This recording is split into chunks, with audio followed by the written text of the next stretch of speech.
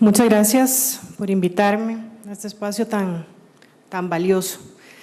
Represento a la Asociación de Familias Homoparentales y Diversas, una asociación legalmente joven, hace 1 año y medio. Sin embargo, existimos como agrupación desde el 2012. La razón por la que estoy aquí es contarles un poco de la perspectiva humana. Yo no soy abogada, no soy historiadora, no soy socióloga, soy una persona que vive cada día y enfrenta cada día los retos que esta sociedad nos enfrenta. Debo tener como algo para cambiar los slides por ahí. Eso. Vamos a ver si funciona. Ok. Y quiero empezar con un poco de datos. No espero que lean esa filmina tan llena de números, pero eso es un cuadro del Censo Nacional, el último Censo Nacional del 2011. Si lo comparamos con el censo de hace 40 años, la transformación de la composición familiar en Costa Rica ha sufrido enormes cambios. Para nuestra sorpresa, cuando empezamos a estudiar un poquito más el censo, nos encontramos 3 datos que a mí me sorprendieron mucho. Eso es del 2011, o sea, ya hace 8 años. Vamos a ver si el del 2021 qué datos nos arroja. Pero este censo lo que indicaba es que el 40% de los hogares costarricenses, de las familias costarricenses, están conformadas por un papá, una mamá, con hijos casados. Es decir, nunca se han divorciado y tienen hijos. El 40, o sea, 4 de cada 10. Obviamente es la conformación más grande. Sin embargo, ni siquiera llegan al 50, versus hace 40 años que eran el 90% de la población. Si vemos un poquito más el censo nos está indicando que hay 17 conformaciones familiares diferentes en Costa Rica. 17.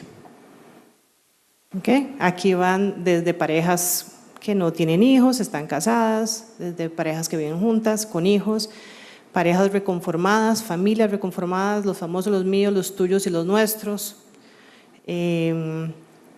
familias con 2 mamás, con 2 papás, hijos que se crían con los abuelos, etcétera. 17 diferentes.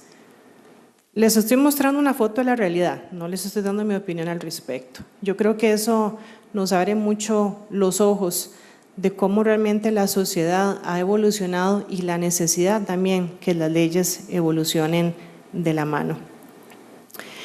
Dentro de estas conformaciones familiares están las familias homoparentales. Y si avanzo un slide más, ustedes seguramente conocerán muy bien y de memoria el artículo 51 de nuestra Constitución, que dice que la familia, como elemento natural y fundamento de la sociedad, tiene derecho a la protección especial del Estado. Y la pregunta que nos hacemos aquí es, ¿qué es lo que el Estado entiende por familia? Hasta ahora ha sido un modelo tradicional, a pesar de lo que la historia nos indica, es un modelo bastante nuevo desde el punto de vista legal, porque la realidad dista mucho. Dentro de estos nuevos modelos de familia nos encontramos las familias constituidas por 2 mamás y por 2 papás. Y la forma en cómo han llegado estas familias a constituirse es pues, de muchas formas, desde los procesos de fecundidad asistida, que ya hoy día son de amplio alcance para muchas personas, hasta temas de adopción también. Tenemos casos de niños abandonados que han sido puestos en custodia por parejas del mismo sexo. Tenemos casos de personas originalmente heterosexuales, casadas con hijos, y alguno de los padres hizo una transición, es decir, son personas trans hoy, entonces ese niño tiene hoy 2 papás o 2 mamás, por ejemplo. Entonces hay una variedad muy grande, por eso que se llama homoparentales y diversas, porque no solamente se conforman por 2 mamás, digamos lesbianas o gays. Entonces esta es una realidad hoy que nos enfrentamos, estas familias. Según el Censo Nacional, hay 1,114 familias homoparentales en este país. 1114. Nosotros tenemos identificados 74, que son parte de nuestra organización. Pero estamos hablando de un número bastante importante. Y aunque no sean 1114, aunque sean 5 familias, aunque sea una familia, no hay ninguna familia que debe ser considerada de segunda categoría. Ninguna familia debe ser considerada digna de no tener el apoyo del Estado. Y estas familias, lo que nos hemos encontrado en estos años, ha sido un vacío legal enorme. Decía Stephen Hawking, uno de mis autores favoritos, que la inteligencia es la habilidad de adaptarse al cambio, y por eso es que las leyes tienen también que adaptarse.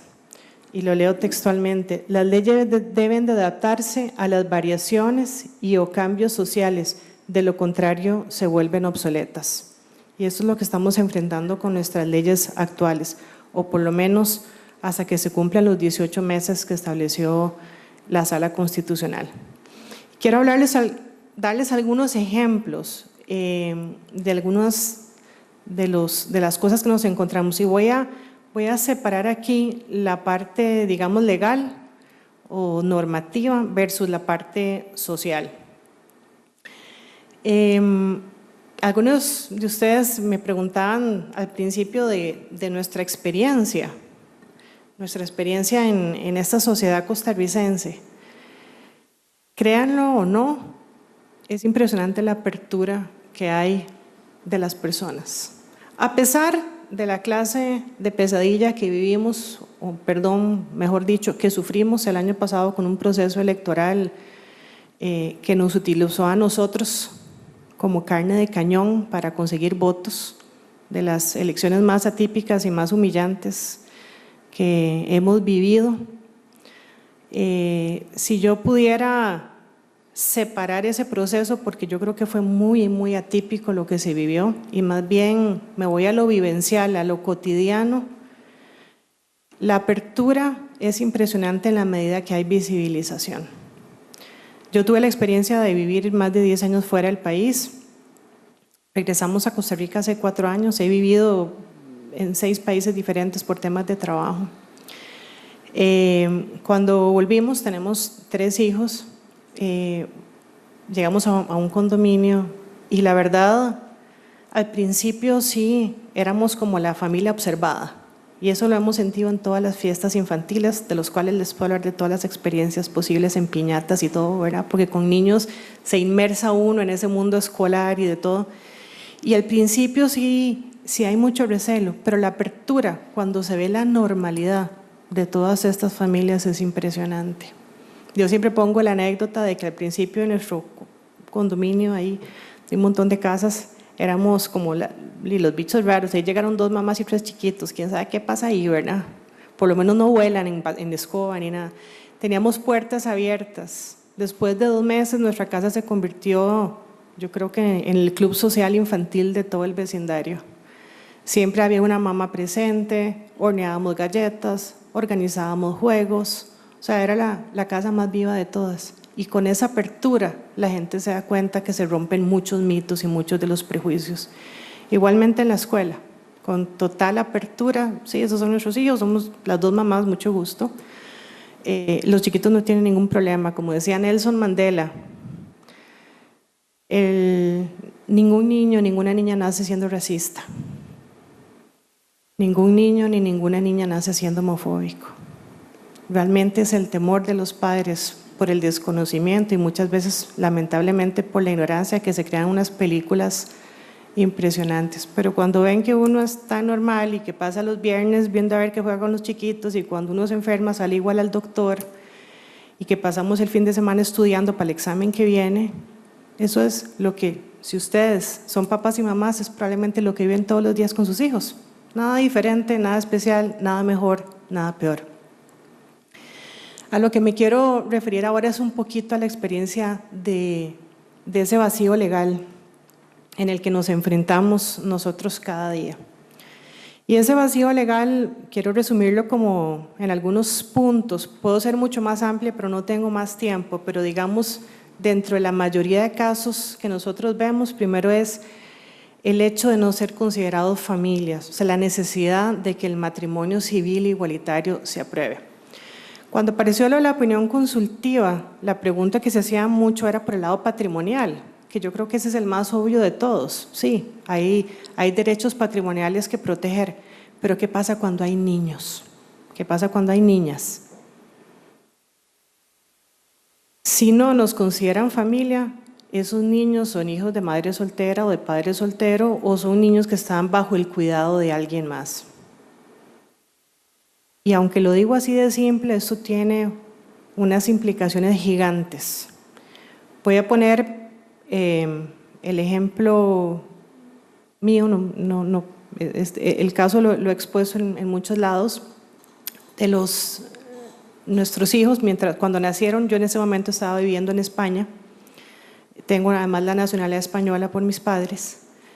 Nacen en España, donde estamos casadas desde hace mucho tiempo, y nuestros hijos nacen con el apellido de ambas, con nacionalidad española, con su pasaporte español.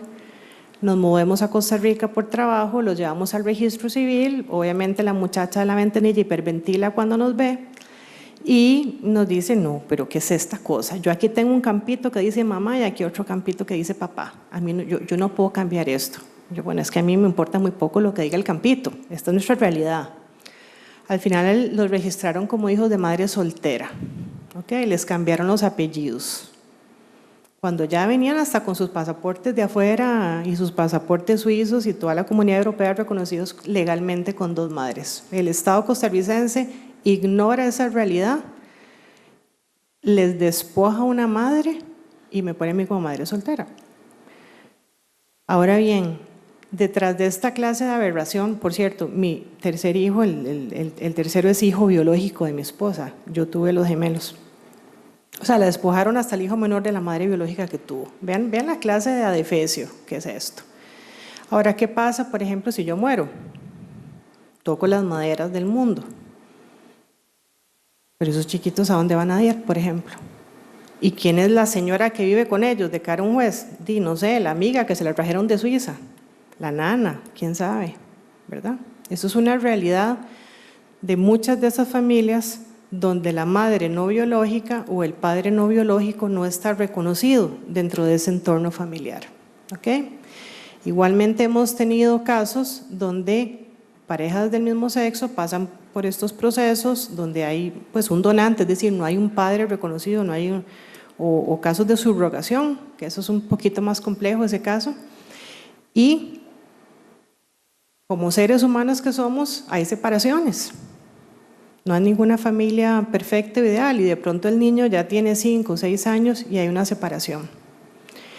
La mamá no biológica o el papá no biológico no tiene absolutamente ningún derecho de cocrianza ni de visita y perfectamente el padre o la mamá biológica puede decir, no, ahora sí me conviene ser mamá soltera o me sirve ser papá soltero, entonces yo pongo las reglas del juego y despojo a mi hijo del papá, del otro padre o de la otra madre con quien lleva criándose años. ¿Okay? Esos vacíos legales son reales y tenemos casos reales donde esta otra madre o este otro padre no tiene siquiera dónde acudir para reclamar una custodia compartida, por ejemplo.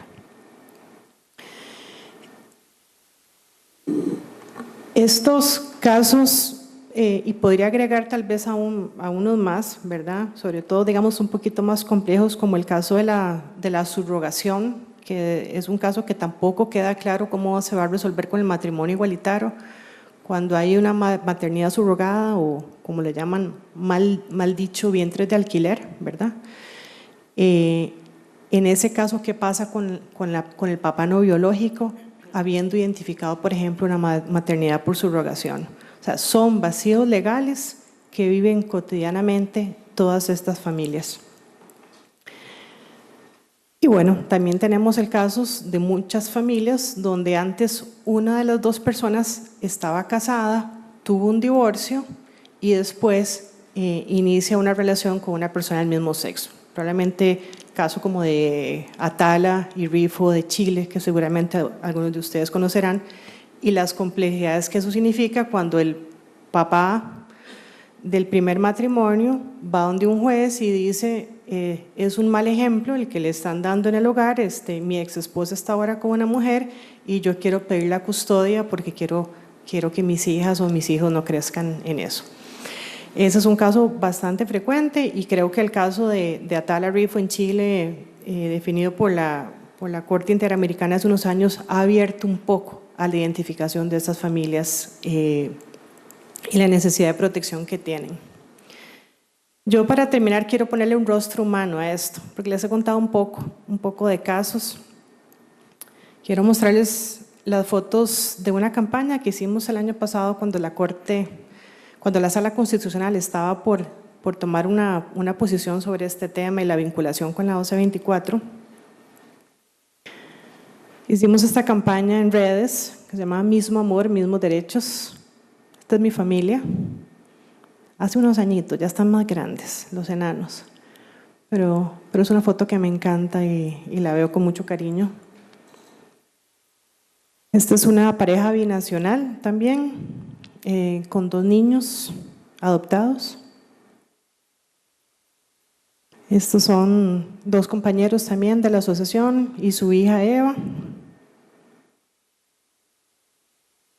Esta es una mamá soltera también, de las que tenemos en la asociación. Igual, parejas constituidas por 2 madres. El caso de niños que han sido adoptados, en este caso de la adopción, los procesos con el PANI son horripilantes. O sea, si ya para parejas casadas heterosexuales el proceso es complicado, lento y engorroso, aquí es peor porque la pareja no puede adoptar en conjunto, sino solamente uno de ellos como persona soltera. Entonces, tiene que ver a dónde oculta a la persona en la casa para que no se den cuenta qué es, que no se le salga una pluma, Dios guarde, o bien terminar su relación, asumir un proceso de soltería y ver si después de 5 o 6 años le dan algún niño. Tenemos un caso de un compañero, fundador de la asociación, peleó 5 años para adoptar. Él también fue voluntario en varias casas del PANI ayudando a las tías en la crianza y todo eso. Y había el caso de 2 hermanas, 2 hermanitas, que ya habían sido dadas en adopción en 3 hogares diferentes. En los 3 hogares las habían devuelto al PANI. La mamá tenía procesos complicados de drogadicción, etcétera. Las niñas venían con una serie de problemas, nadie las quería al final. Al final se los dieron a él cuando una tenía 12 años y la otra como 9 años, más o menos. Edades donde ya nadie quiere adoptar. Las recibió, ya llevan como 4 años juntos. Es una familia lindísima, les está dando la educación en un buen colegio, las metió en club deportivo, las niñas encontraron finalmente su hogar. También una mamá soltera, un compañero trans, una compañera trans. En ambos casos antes estaban casados ellos y tuvieron sus hijos en su matrimonio. Aquí, digamos, sí hay un tema de custodia de los 2 padres biológicos. Aquí el tema es, bueno, cuando la persona hace la transición y ya en el registro se puede hacer, entonces, ¿cómo va a quedar? El niño tenía antes papá, mamá y ahora tiene 2 papás, o cómo se va a hacer, por ejemplo. No son detalles pequeños, hay un montón de aristas que son parte de esta problemática. Aquí tenemos a Luis, que ese es el segundo niño que adopta, niños con problemas.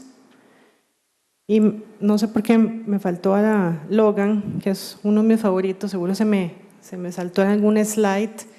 Logan fue rescatado cuando tenía 2 años, estaba viviendo en un hogar en completa desnutrición, ni siquiera podía caminar, nunca le enseñaron a caminar con 2 años. Lo lograron rescatar de ese hogar, ahora crece con 2 papás, es el niño más precioso del mundo. Logró superar muchas de sus situaciones complicadas que traía y crece en un hogar maravilloso, rodeado del amor y el cuidado. Uno de ellos 2 dejó de trabajar y se dedica completamente a él. Estos son algunos casos, Creo que lo que puedo resumir aquí es, esta es nuestra realidad cotidiana, las familias normales. No somos peores, no somos mejores, pero sí hay muchísimo amor, muchísimo compromiso, y creo que tal vez hay algo que nos pueda diferenciar de muchos hogares, y sobre todo cuando yo oigo estas noticias como la que me golpeó esta semana, nos golpeó a todos seguramente, de un bebé de días de nacido. Creo que lo que puedo decir que nos diferencia a nosotros es que cada niño y cada niña son profundamente deseados y buscados, y que nos entregamos a ellos de todo corazón por decisión propia. Muchas gracias.